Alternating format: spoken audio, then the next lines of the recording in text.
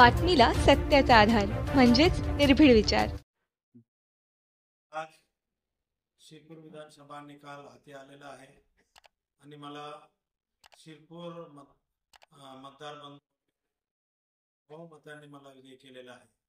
त्यामुळे मी आपले देशाचे आदरणीय पंतप्रधान नरेंद्र मोदी साहेब, आपले राष्ट्रीय अध्यक्ष आदरणीय जे.पी. नड्डा साहेब आणि आपल्या महाराष्ट्र राज्याचे उपमुख्यमंत्री आदरणीय देवेंद्र फडणवीस साहेब, आपल्या प्रदेश अध्यक्ष आदरणीय बावनकुळे साहेब यांना सगळ्यांना मी खूप खूप यांचे आभार मानतो.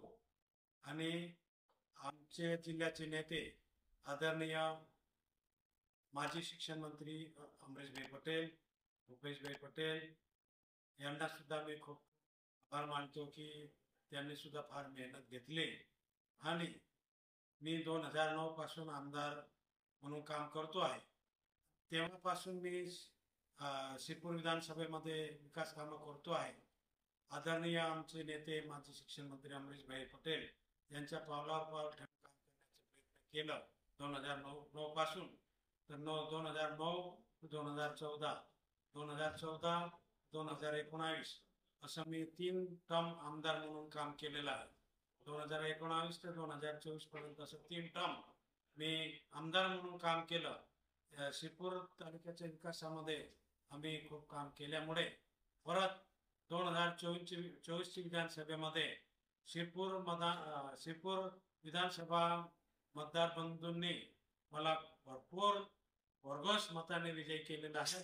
त्यामुळे त्यांचं कितीही आभार मानलं ते कमीच पडणार आहे.